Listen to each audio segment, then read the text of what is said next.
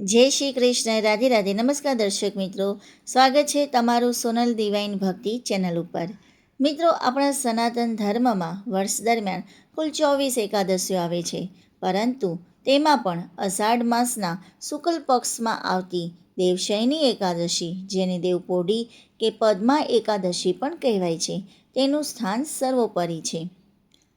શાસ્ત્રોમાં એવું કહેવાયું છે કે જો કોઈ વ્યક્તિ આખા વર્ષની બધી એકાદશીઓ ન કરી શકે, પરંતુ માત્ર આ દેવશયની અને કારતક મહિનાની દેવ ઉત્થાન એકાદશીનું વ્રત કરી લે, તો તેને બાકીની તમામ એકાદશીઓનું અને 100 ગાયોના દાન જેટલું પુણ્યફળ પ્રાપ્ત થઈ જાય છે.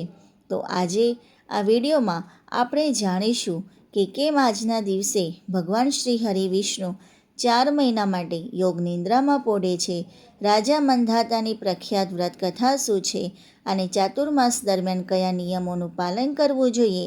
વિડીયો ખૂબ જ પવિત્ર અને જ્ઞાનવર્ધક છે, તેથી અંત સુધી જરૂર જોજો, અને ચેનલ પર નવા હો તો સબસ્ક્રાઈબ કરવાનું ભૂલતા નહીં.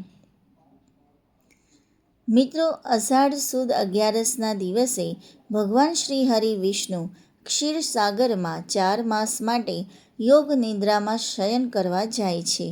આ 4 મહિના અષાઢ, શ્રાવણ, ભાદરવો અને આસો ને ચાતુર્માસ કહેવામાં આવે છે.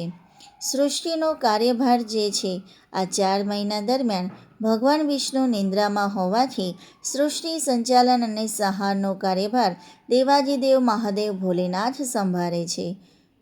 દેવપોઢી એકાદશીથી લઈને કારતક સુદ 11 દેવઉઠી સુધીના 4 મહિનામાં લગ્ન, સગાઈ, મુંડન, વાસ્તુ કે નવું મકાન ખરીદવા જેવા તમામ માંગલિક અને લૌકિક કાર્યો બંધ રહે છે. આ સમય ભૌતિક સુખ વૈભવનો નહીં, પરંતુ આધ્યાત્મિક ઉન્નતિ, ભાગવત સપ્તાહ, રામાયણ પાઠ, નામ સ્મરણ અને દાન પુણ્ય કરવાનો સર્વોત્તમ સમય ગણાય છે. આ દિવસોમાં ગાય માતાની સેવા, જરૂરિયાતમંદોને અન્ન કે વસ્ત્ર દાન કરવાનું અનેરું પુણ્ય છે. હવે મિત્રો, આપણે જોઈએ પૌરાણિક કથા. જે આજે એકાદશી છે, એકાદશીની કથા આપણે સાંભળીએ. રાજા માંધાતા અને અકાળ નિવારણની કથા જે છે, હવે સાંભળીને ભવિષ્યોત્તર પુરાણમાં વર્ણવેલી એ પૌરાણિક કથા જે ખુદ ભગવાન શ્રી કૃષ્ણને ધર્મરાજ યુધિષ્ઠિરને કહી હતી. એક સમયની વાત છે. સૂર્યવંશમાં રાજા માંધાતા નામના એક મહાન પ્રતાપી, સત્યવાદી અને ચક્રવર્તી રાજા થઈ ગયા. તેઓ પોતાની પ્રજાનું સંતાન સમાન પાલન કરતા હતા. તેમના રાજ્યમાં ક્યારેય અકાળ પડતો નહોતો અને પ્રજા હંમેશા સુખી હતી. પરંતુ પૂર્વજન્મના કોઈ અજ્ઞાત કર્મ કે દોષના કારણે રાજાના રાજ્યમાં અચાનક 3 વર્ષ સુધી એક પણ ટીપું વરસાદ ન પડ્યો. પ્રજાનું દુઃખ વરસાદના અભાવે રાજ્યમાં ભયંકર દુકાળ પડ્યો. ખેતરો સુકાઈ ગયા, અન્નનું એક પણ દાણું ન બચ્યું, અને પ્રજા ભૂખ અને તરસથી ત્રાહિમામ પોકારી ગઈ. યજ્ઞ અને ધાર્મિક કાર્યો બંધ થઈ ગયા. ઋષિ અંગિરાનું શરણ થાય છે. પ્રજાના દુઃખથી વ્યથિત થઈને રાજા માંધાતા વનમાં ગયા અને બ્રહ્માજીના પુત્ર મહર્ષિ અંગિરાના આશ્રમે પહોંચ્યા. રાજાએ પ્રણામ કરી પોતાની સમસ્યા જણાવી કે હે મહર્ષિ, હું ધર્મપૂર્વક રાજ્ય કરું છું, છતાં મારા રાજ્યમાં આ કષ્ટ કેમ આવ્યું? ત્યારે મહર્ષિ અંગિરાએ કહ્યું કે હે રાજન, આ સતયુગમાં અષાઢ માસના શુક્લ પક્ષમાં આવતી દેવશયની એકાદશીનું મહાત્મ્ય સૌથી મોટું છે.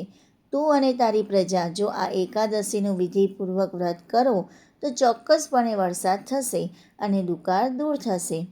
રાજા માંધાતા પોતાની રાજધાનીમાં પાછા ફર્યા અને સમગ્ર પ્રજા સાથે વિધિપૂર્વક આ પવિત્ર એકાદશીનું વ્રત કર્યું. વ્રતના પ્રભાવથી આકાશમાં ઘેરા ઘનઘોર વાદળો છવાયા, મુશળધાર વરસાદ વરસ્યો અને ધરતી ફરીથી હરિયાળી અને સમૃદ્ધ બની ગઈ. હવે બીજું આપણે કથાની વાત કરીએ, વામન અવતાર અને રાજા બલિની કથા. મિત્રો, ચાતુર્માસ અને દેવશયની એકાદશીનો સંબંધ ભગવાનના વામન અવતાર અને રાજા બલિની કથા સાથે પણ જોડાયેલો છે. જ્યારે મહાન અસુરરાજ બલિએ પોતાના તપ અને યજ્ઞના બળે 3 લોક પર આધિપત્ય મેળવી લીધું, ત્યારે દેવતાઓની પ્રાર્થનાથી ભગવાને વામન અવતાર ધારણ કર્યો. 3 પગ જમીનનું દાન માગે છે. વામનજીએ રાજા બલિ પાસે 3 પગ જમીનનું દાન માંગ્યું અને પોતાના 2 પગમાં પૃથ્વી અને સ્વર્ગ માપી લીધા. જ્યારે ત્રીજો પગ મૂકવાની વાત આવી ત્યારે દાનવીર રાજા બલિએ પોતાનું મસ્તક ધરી દીધું.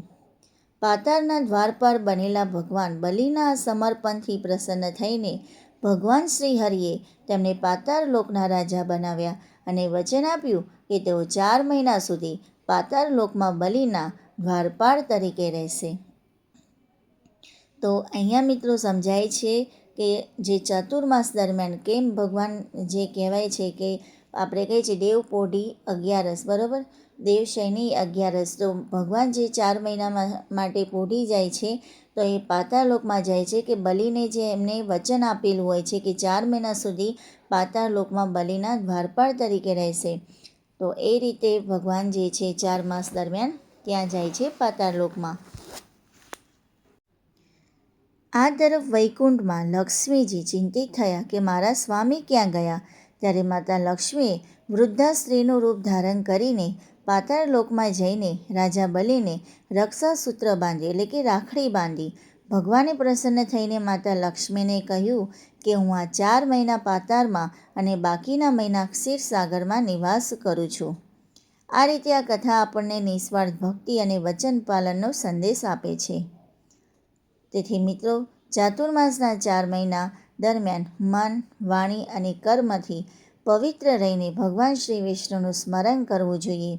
રોજ ઓમ નમો ભગવતે વાસુદેવાય મંત્રનો જાપ કરવો અને વિષ્ણુ સહસ્ત્ર નામનો પાઠ કરવો અત્યંત કલ્યાણકારી છે.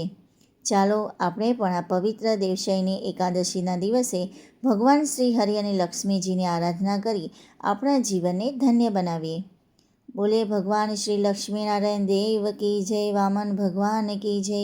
જો આપને આ સુંદર કથા અને મહિમા ગમ્યો હોય તો વિડીયોને લાઈક કરો, પરિવારજનો અને મિત્ર સાથે વધુમાં વધુ શેર કરો અને મારી જે આ ચેનલ છે સોનલ ડિવાઇન ભક્તિ ચેનલને સબસ્ક્રાઈબ કરવાનું ભૂલતા નહીં.